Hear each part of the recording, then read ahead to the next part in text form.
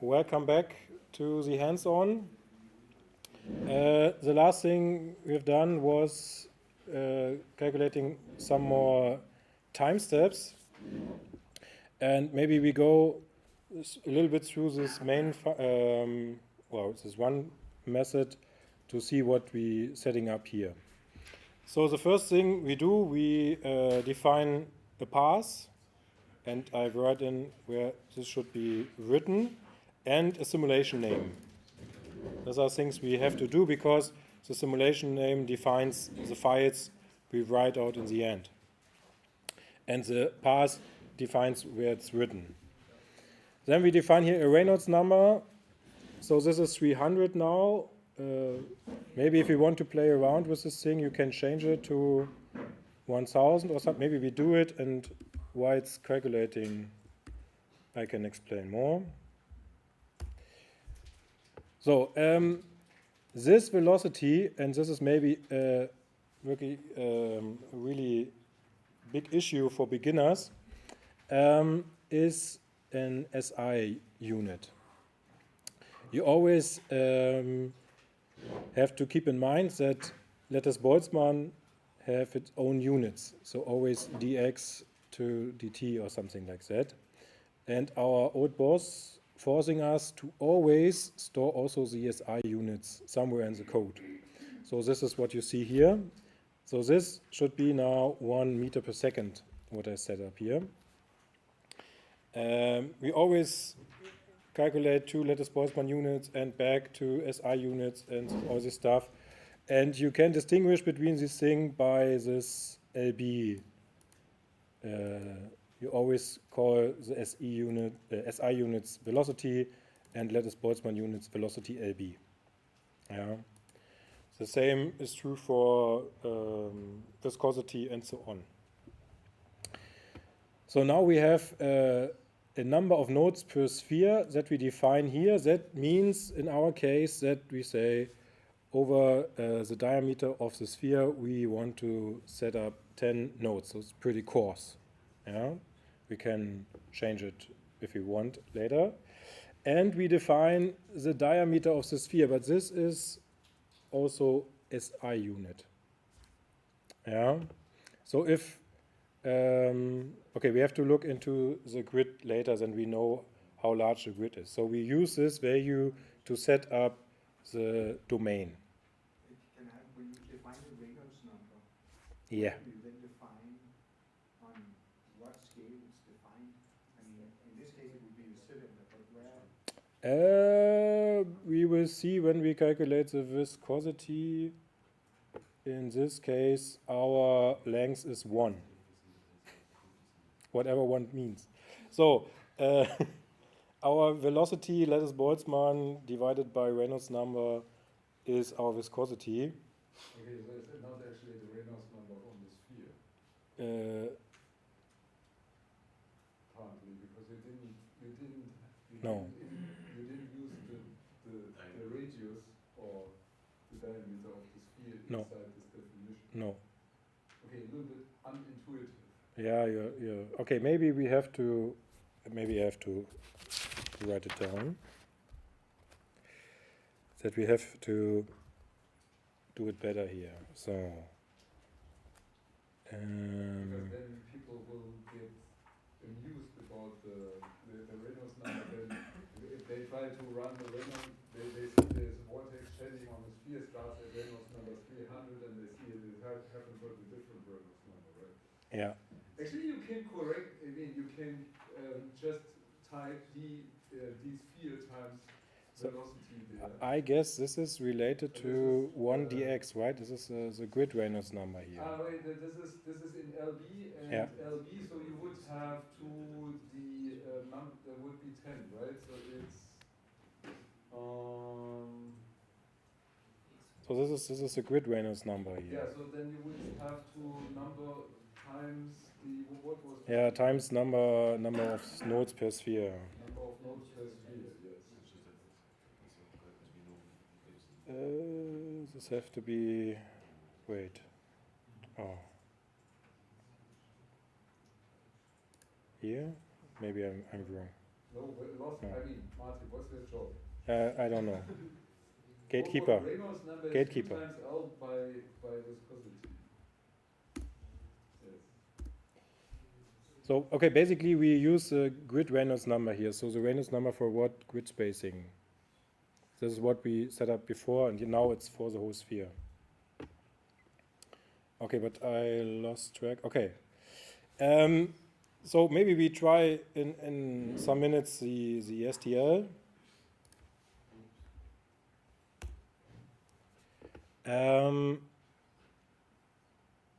Then you have to know, or maybe you have to recognize that this definition doesn't help you anymore because the STL has a specific size.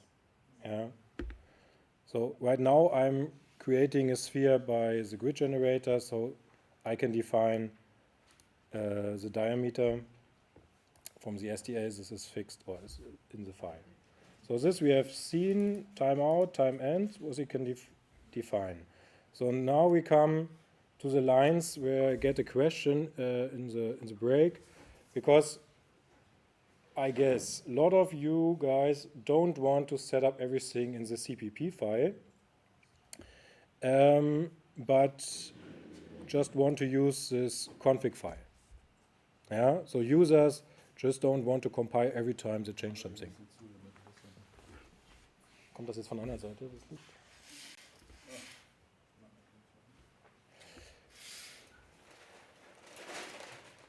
Okay. It's better? Thank you very much. Okay, so you see you have three things you can define in this config file. So you can define if you want to refine something, where's the output path, and how is the velocity lattice Boltzmann defined. So I have to light up it here, so I don't see anything anymore. And you see that two things are taken here. So Konstantin, I guess, wrote a nice template that you can use to read this stuff in. Right now we have here the question, is something in our configuration has the key refine? Yeah, so the string refine, we see yes, here is this key. Then it takes this key, so everything that you find after this equal sign, oh God, how does it called? Cast it to a Boolean, and then store it in this value. So you have to define this value before. So you see we have a Boolean that's called refine, and we set up the stuff with false. And then he looks into the config file you use. So you can change the config file. Yeah, we will see later. And look into it if therein is the key refine and what is written afterwards. And take this value and overwrites this refine that we defined before. And you can do not only for this thing, you can add, if you want, 5,000 things in this config file, but for every new thing you want to define, you have to write something like this. And you have to cast to the right data. So here, for example, the output path, you have to cast to a string, not to a Boolean, for example. Yeah? This is maybe the thing you have to take care of.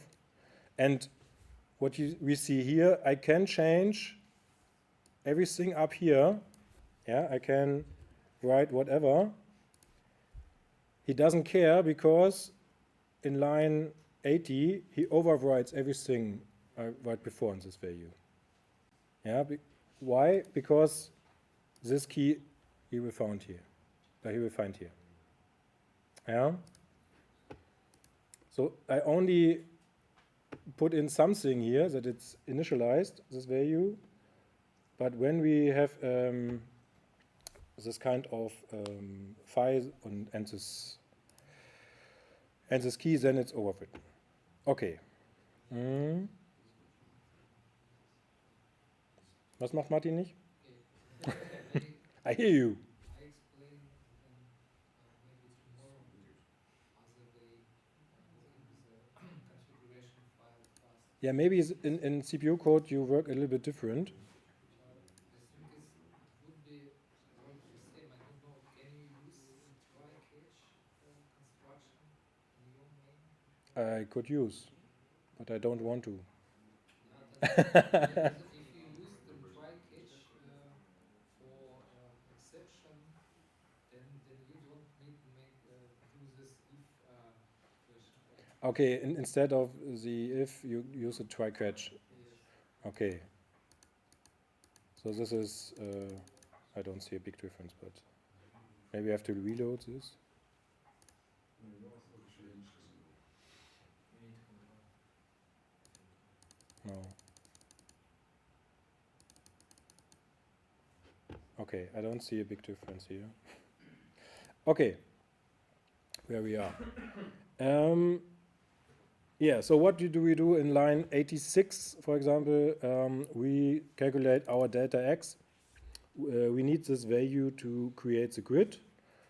And we do it in a way as we defined it. We have diameter of the sphere and the number of nodes over the diameter and dividing by it. And then we have the viscosity here, now related to the diameter. Just one question. So in the unmodified file, you're using an STL file. Yeah. So I come to this part. I guess this is down here.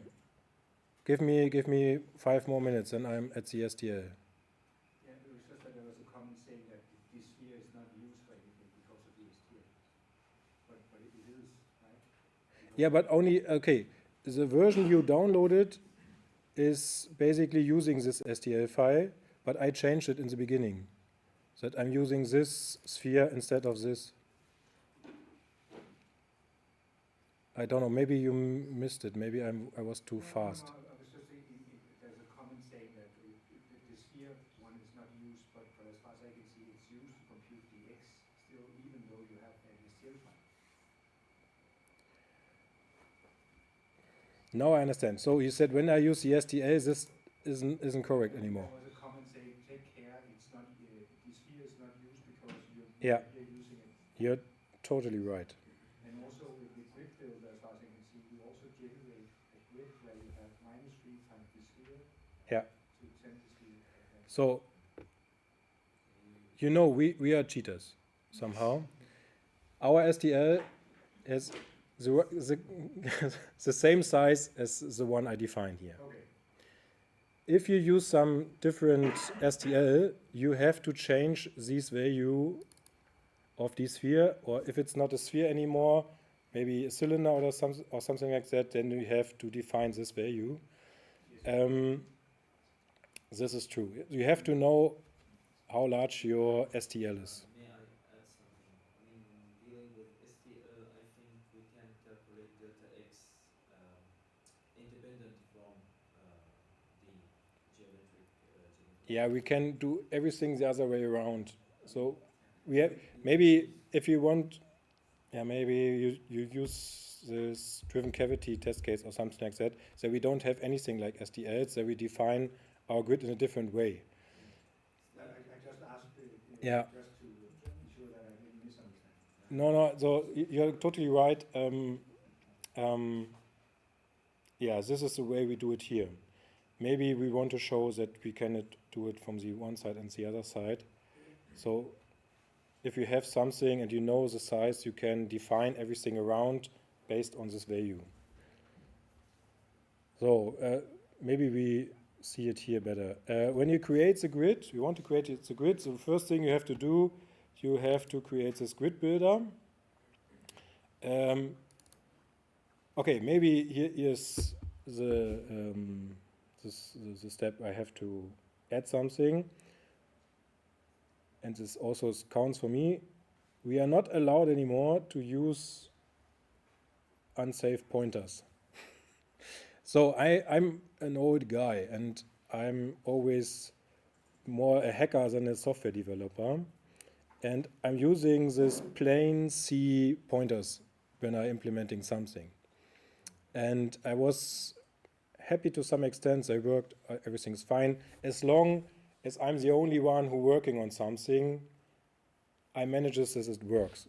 But when you work in a team and not everybody can know everything and which thing is related to what, you should take the new CPP stuff and use this managed pointers. And the same is true for VirtualFluids. We now use mostly shared pointers. Managed pointers that take care of deleting and managing the memory. Because you get a lot of trouble if you don't do. And your merge request will not accept it. So I have to continue the hard style here. We use shared pointers, okay? If you implement something. So, and then when we have this grid builder, then we can use the grid builder to call this function at a coarse grid. And here, and this is the reason why I have this value dsphere, I use this value for defining the dimensions. So we have a starting point, minus x, minus y, minus z, and the point on the other side in plus direction. So this grid starts at minus 3 times d sphere, minus 3 times d sphere in all three directions, and in plus direction it's in y and z also a 3, and in x a 10. So we get a little bit wake behind the sphere.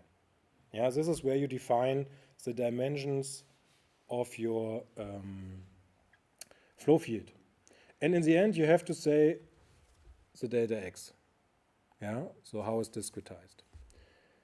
So you don't have to calculate delta x out of diameter of sphere, but you have to put in the right value here somehow. You can do it by a value if you want. But don't forget it if you change it somewhere else that you have to change it here too, you know? Maybe it's better to use some kind of variable that's used everywhere the same way. So maybe we can do something strange and change the grid. What do you think? For example, we can do something like -5, -5, -5, and here maybe going always until 10. Something like that. I guess I have enough memory for this stuff. Do I miss something? It's okay? Yeah, it's a strange, so I force it to a strange version. Okay. No, save. Okay.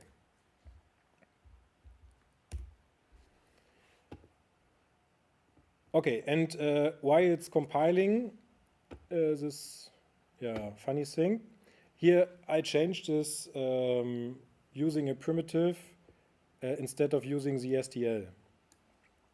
So the next step you can change this too.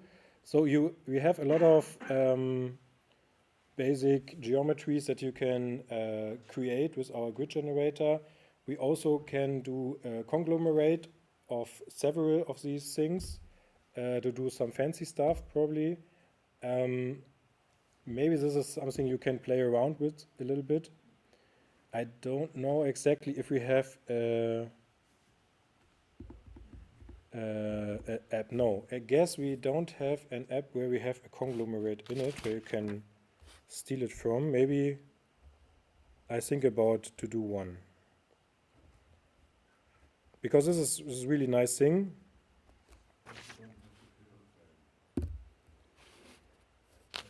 The paper plane should be, yeah, for thin boundary. We can maybe, yeah, we can put in the paper plane. So we have simulated the paper plane to test this thin boundary conditions. Yeah, this is a good idea.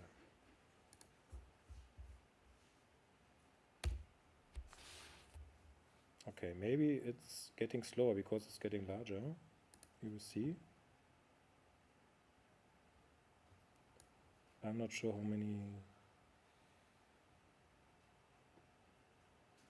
how large this will get. What do we have here? 3.5 million nodes. Okay, it's not too much. 600 megabytes. Okay, yeah.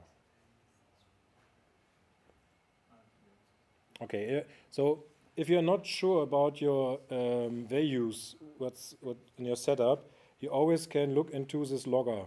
Yeah, so he always tries to write every interesting value to your setup in it. So you again see the Reynolds number, which is 100. Interesting. So the dx is set to 0. Should this worry us?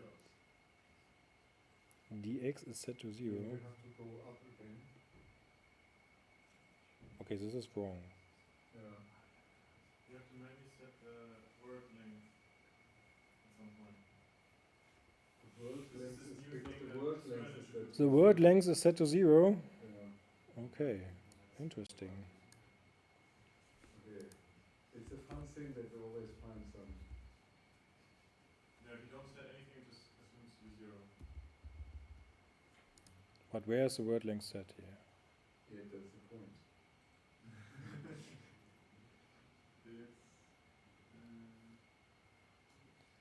I don't do it explicitly, right?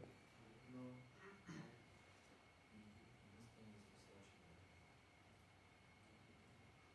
It's para.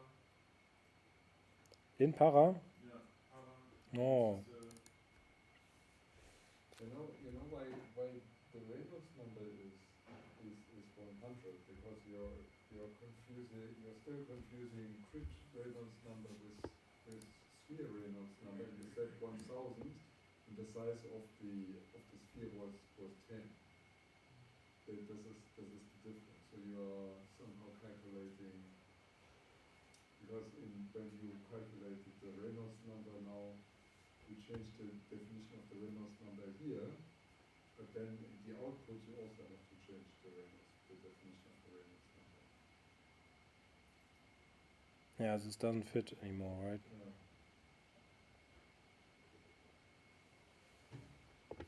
But okay, I'm curious about what's coming out now. Okay, we see that it's changed in a strange way as planned. Okay, we see. Bam! Yeah, okay. How many time steps do I have? Wait. 40,000. Okay, this is maybe a little bit better in the CPU code. So I have always just a step that I write out. So in our case, 1 is 10,000, 2 is 20,000, and so on. I guess in your CPU code, you directly write the time step, right? Yes, there you find 10,000, 20,000, and so on. Right, okay. Yeah, so maybe why this is calculating and my laptop getting hot. We changed this back to the STL.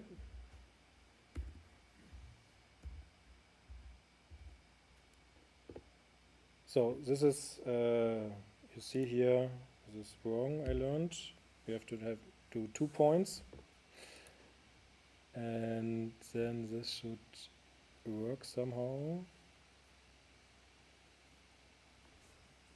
Yeah, so you have to define a path where you find your STL. Then, yeah, some output. I guess this is not really necessary. You can leave it out. And then we take this triangular mesh, so this STL, and put it into the sphere. Yeah, so when we add a geometry to our grid, he takes such triangular meshes or these self-defined sphere or whatever.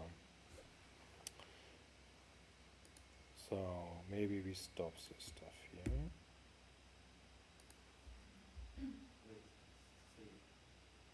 It's not saved. Nothing is safe anymore. So.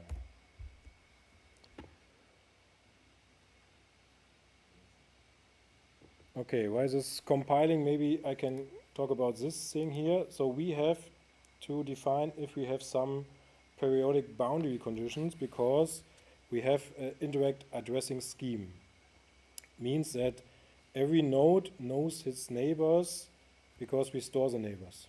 Yeah, this leads to a solution where we can leave out large part of the domain, but every node knows exactly where its neighbor is, and we have no problem instead of using just a matrix.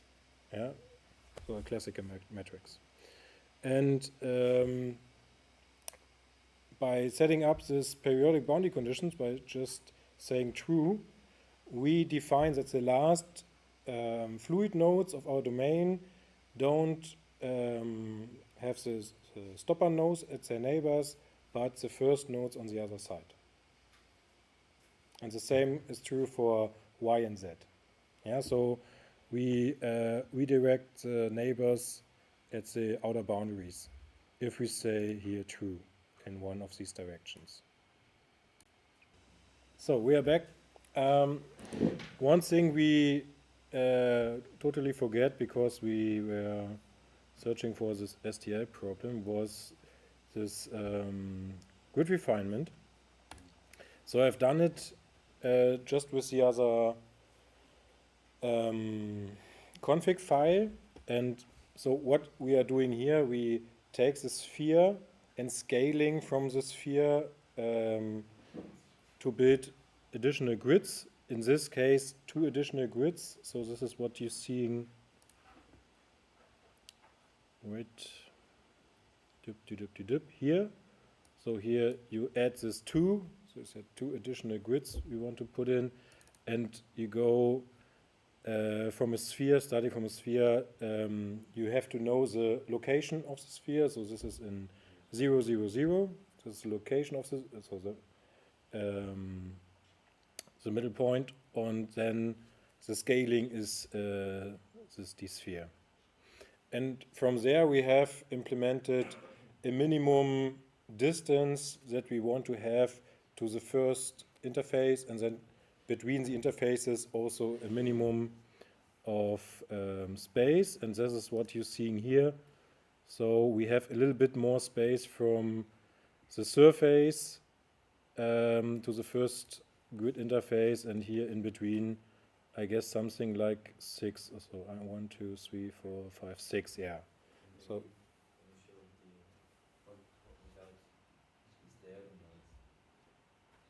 So what can you do? You can just see the surface. You mean this? The points. You want to see the points? Points. Here are the points. You don't see much more, I guess. I can change the size of the points, of course. For you, I do everything, you know. So, 8, for example.